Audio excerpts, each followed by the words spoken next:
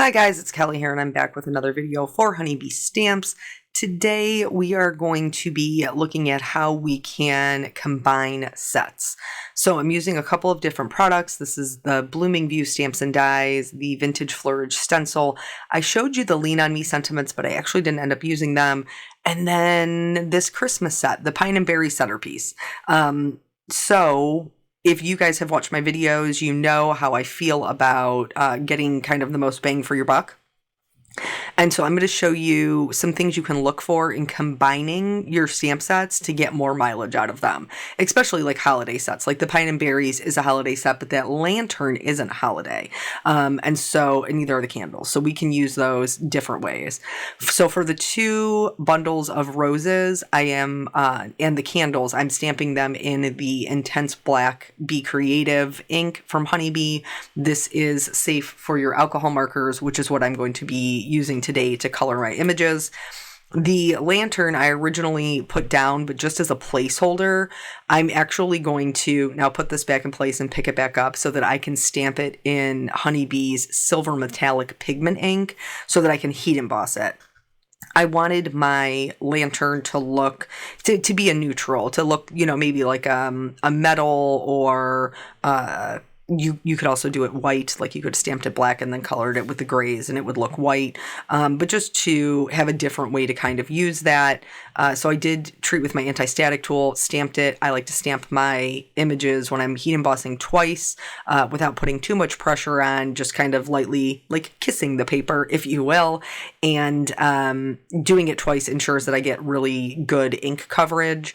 And then I also pour my embossing powder on twice. This is silver as well. And then I'm just going to heat set this until it's smooth. And then we are going to do the background before we move on to the coloring.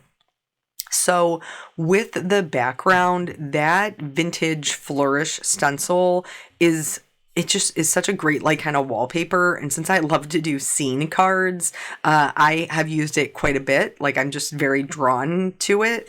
Plus it's just like a good general pattern. But another one, like if you're not a stenciler and you would prefer to stamp, the Vintage Flora stamp is beautiful and would make a great background for this as well. And then you would just stamp it in the same colors that you're ink blending. I do not ink blend this fast. I have sped this up quite a bit so I could keep in the majority of the coloring. And I'm just doing kind of like a bluish teal background. I knew that I was going to do my roses in yellows, and I thought the blue like teal color would be very complementary. So I'm doing it in what I call like a halo, leaving the center lightest and working out to my darkest color on the very edges and then back in toward my lightest. I always find with ink blending that I get the best result when I do it twice. So this is typically how I do this. If you want to save yourself a little bit of ink and a little bit of time, you could start with a lighter blue cardstock and then add the ink blending on top of it. I almost always start with white. That's just how I roll. And then my darkest color is black, but it's not really going to look like true black. It's just going to end up looking like a very dark teal on the edges. And the reason that we're doing the halo is because we have these candles in the centerpiece. And so it's going to not only bring in the focal point into the center, it's also going to give the appearance of it being lighter and the candles kind of casting light from inside the lantern. Now, in real life, please don't light candles inside your lantern with fake flowers. That's a safety hazard. It's totally not safe. Please don't do that. But since we're just working with paper here, it's totally fine. We can do that. So once I have my background and I'm happy with it, this is my sticky mat from my Altenew stamp wheel. I'm going to pull that out to hold my stencil in place. And then we're going to do the same colors that we just did to create a tone on tone, kind of wallpaper. We want it to be something interesting in the background, but we don't want it to take over as the focal point. We want it to be, complementary, not competition. You know what I'm saying? So I went over it with the lightest color, and then I'm going to move to the darkest. So I'm going to go back to that black soot, and then I'm going to work my way in to that lightest color, because For the most part, honestly, like my mid-tone or my second mid-tone, which is Mermaid Lagoon, is kind of going to become my lightest color in this arena of putting the stencil down, just so that way I know that you're going to be able to see the pattern continuously, even though it is tone on tone. And I'm just much more light-handed with it when I go over the center. I don't pick up any more ink. I just kind of pull what's sitting on top of the stencil, and then this is the way that it looks. Love the way the background came out. Now on to the coloring. So you could go dark gray, you could go galvanized, you could go all kinds of ways. I'm just going to keep it pretty light, as if almost as if I was coloring an object white. So you've probably seen me color this lantern a couple of times by now, various colors, and this one I'm going to be a little bit more heavy-handed with my lightest gray, which is a C1. But other than that, I'm approaching it the same way that I would coloring a white object. So, tips, tricks, things we can look for how we know that we can combine things. The biggest thing, the number one thing you need to look for when figuring out if you can combine things together is what we call scale. And that is the size of things in comparison to others. So in this particular combination, I knew that this would work because I've drawn them both. So when I drew the roses, I drew them along the same scale as the bells that were included in the Christmas set, so that I knew that they would fit in here and they would be able to work together. Because again, if you follow me, if we've been friends for a while, then you know that I'm huge about versatility, and it's just so important to me. So I wanted to make sure that if you had a holiday set, i.e. the Pine and Berries, that you would still be able to use them with other sets. And so both of these florals can be used with this. You could probably even use the climbing one if you wanted to climb it up the side of the lantern. That would also probably work. But specifically the two bundles, I wanted to make sure we're going to be able to work with the lantern. So the reason that I know these work is, like I said, because I planned it that way. But if you're looking at two other stamp sets that maybe you want to combine so that you can get some more or different looks out of what you already own, you want to look at the size of things. So we have a very large lantern here. If we had a very large flower, it wouldn't look right because flowers are not as big as lanterns. Or if you had a very large bee, you would not put that with a very small flower. There are exceptions to the rules. That is, if you're building a scene, you can put the bigger items. So let's say we have a very large bee and we want to use that with a smaller flower cluster, like one of these roses here. You would put the bee at the bottom of your card so that it would appear to be more in the foreground, and you would put your smaller flowers in the back or closer to the top of your card. And this would give you a depth perception that would say, as the viewer, you're very close to the bee and very far from the flowers, which allows you to use them together even if they're not the same size. So that's something that you could look at if you really love an idea of putting two things together and maybe they aren't on the same scale. You can change your card design so that they can match. Let's talk about the coloring here for a minute. So yellow roses are one of my favorite flowers. And so I knew I wanted to do them yellow because I haven't yet. So this particular color combination is more of a golden yellow. So it's an E99, a YR24, a Y08, and a Y02. Now, I talked before about when these originally came out and I colored them. You can find that video if you're so interested. But doing these smaller flowers that have a lot of layers can be a little bit tricky because we don't have as much real estate. So when we're putting down our darkest color, we don't want to necessarily spread it out like we would with flicking when we were coloring bigger flowers. We kind of just want to do dots and lines where it's going to be the darkest. And then the same thing with this, in this particular combination with the second darkest color, because it's not a yellow, it's an orange that borders on brown, really. So again, we don't want to be flicking that out into the entirety of the petal unless you're going for a brown or an orange flower. In this case, we're going for yellow. In order to make this particular color combination work and work well, that midtone, that Y08, is the most important piece. And in order to make all of them work together, when you are laying down the Y08, you have to cover everything that you've already colored. So you have to go over the E99 and you have to go over the YR24 with that Y08. If you've heard me talk about alcohol markers before, your lighter colors will bleach your darker colors. Your lighter colors will also change the hue, the tone of your colors dependent upon. So like if you have a really bright color, like here we have a really bright yellow, if I wanted to change the tone of it, I might go over it with a gray and it would desaturate it. If you go over it with another color, like let's say we went over it with a pink, it would make an orange. We would change the hue of the color.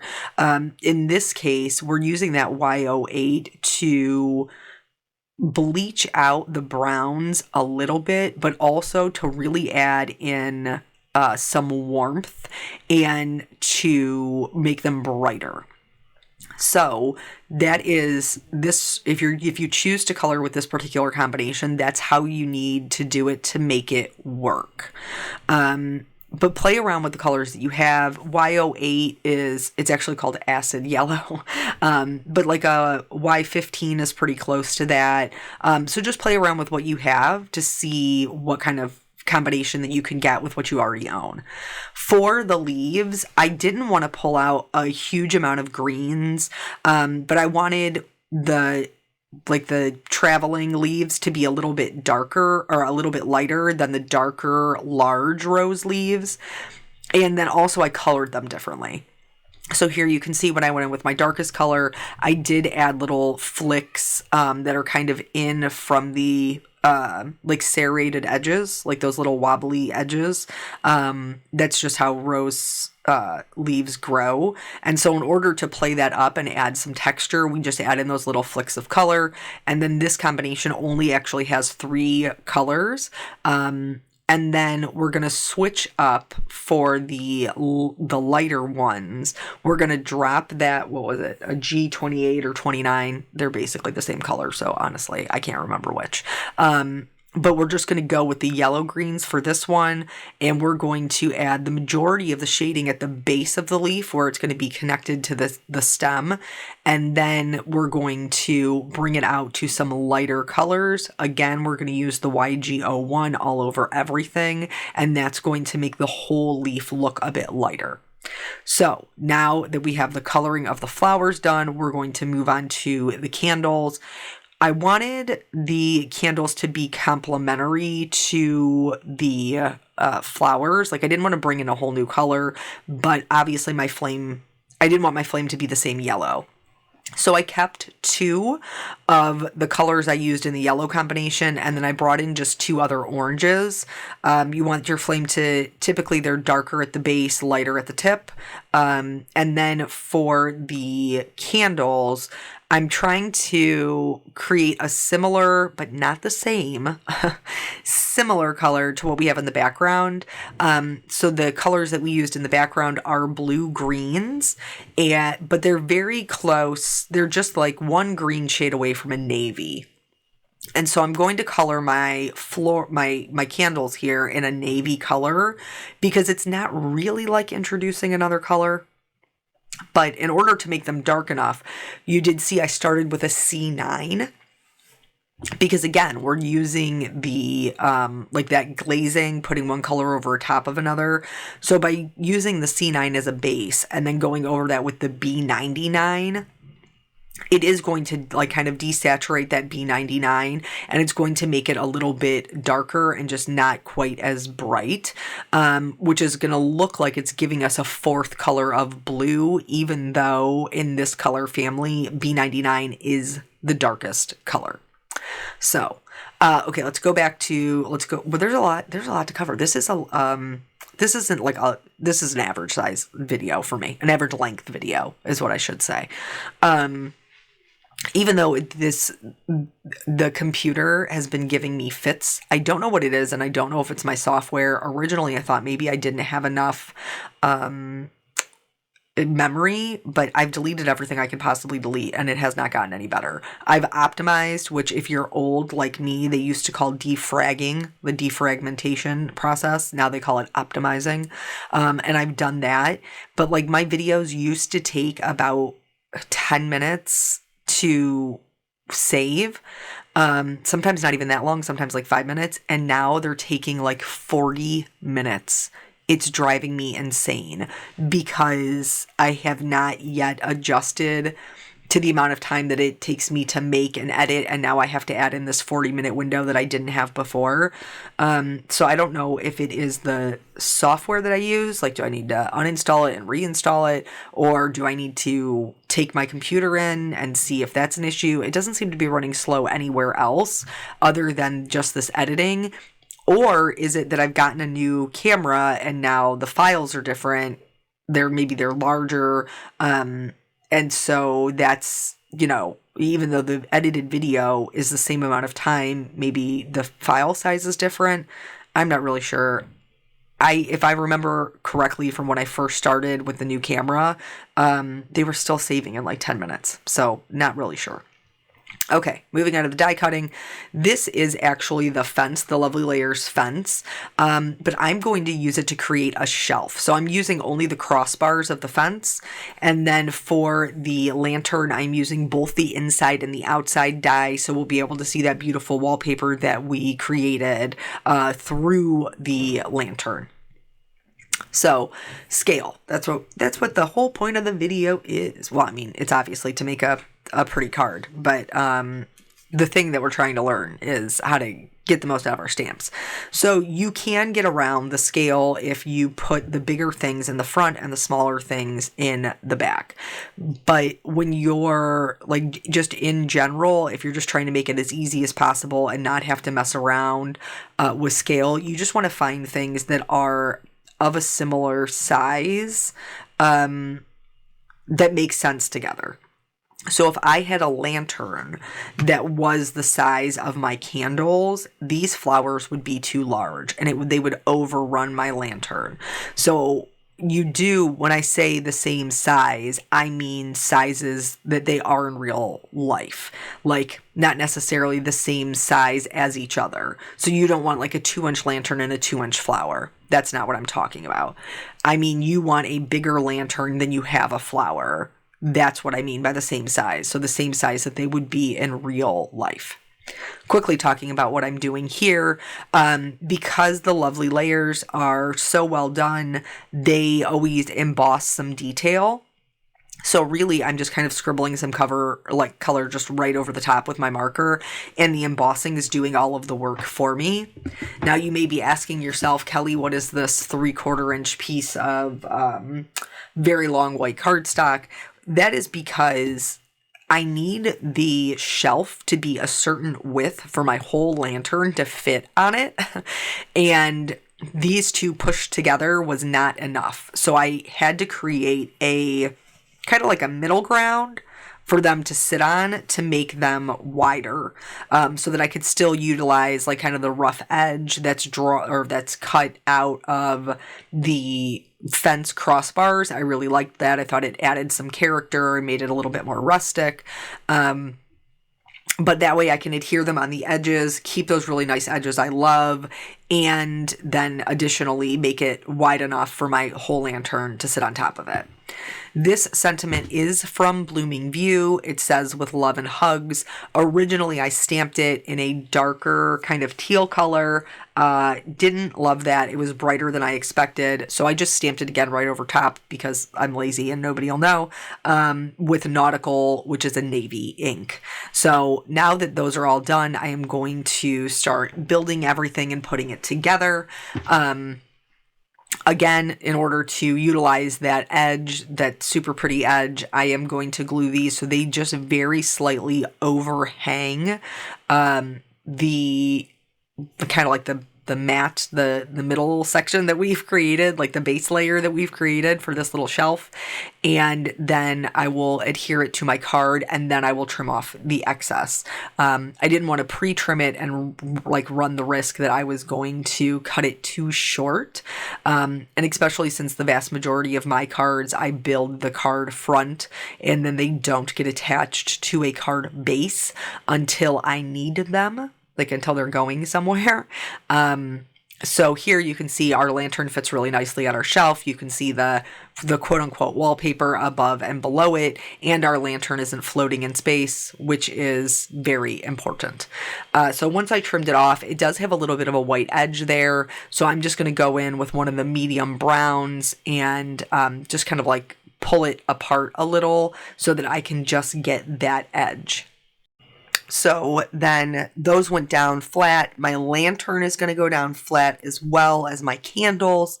And then I'm going to pop up the flowers, but I'm going to pop them up using 2 different foam tapes so that there is a difference in the dimensions, because obviously the one that's sitting on the shelf, kind of like in front of the lantern, will be closer. So again, we have a little bit of, playing with that depth perception. And the one that's sitting on top of the lantern will be a little bit pushed back. So if we've been friends for a minute, I don't love a white edge on my die cuts. Nothing's changed. I go in and I color my white edges. For the most part, I'm able to get away with just like one solid color. With this particular one, because I do have a lot of colors going on in the wood, I did have to kind of blend that in just a little bit. For the wallpaper, I'm not even going to try to mimic the pattern that we created with the stencil because it's tone on tone. I just found a color that was closest to it and colored it in solid. I don't think it's overly noticeable when you look at the card, and that is good enough for me. I'm just really trying to get rid of those white outlines that make the scene look disjointed. So with that said, sometimes it does take me a minute to find the color, and usually I have a Copic hex chart, so usually I lay that down and try to find the closest color to it. Sometimes I have to layer one color over another to get something that matches my ink blending. But so I'm showing it here, but I am doing it for the rest of them, but I'm not going to show you every time because it is a little bit more time consuming. If finding those color matches are something that you're super interested in, I can maybe put together a video to show you, how I do that. Like if I don't have the perfect color, how I can come up with a match despite that. So here's where I was talking about, just like laying everything out, realizing, okay, my candles need to be flat because they're inside the lantern. So they're going to be just as flat as my lantern is. And then there's 2 types of foam tape that I'm going to be using. They're both by Honeybee and they're both round. One is 1/4 of an inch thick, which is the smaller ones. Those are going to go on the floral that sits in the front. And then the other one is about 1/8 of an inch thick, and those are much larger. And I will use those on the back floral as well as the sentiment, because the sentiment will lay on top of that. I really like both of them. They work, excellent. Plus they have those little pull tabbies, which make it so easy to pull the backer off, and I love that. But just doing the 2 different the 2 different widths, that's the word I'm thinking of, the 2 different widths will help add more interest to our card.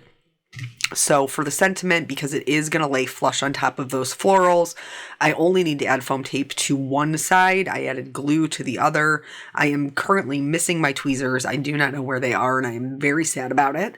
But so I'm just having to do it with my fingers. I'm old school in it. Before I knew I needed tweezers. For the gems to kind of accent the sentiment, I am using... It's the vintage, I think it's Vintage Love rhinestones. It's the one that came out with the newest release.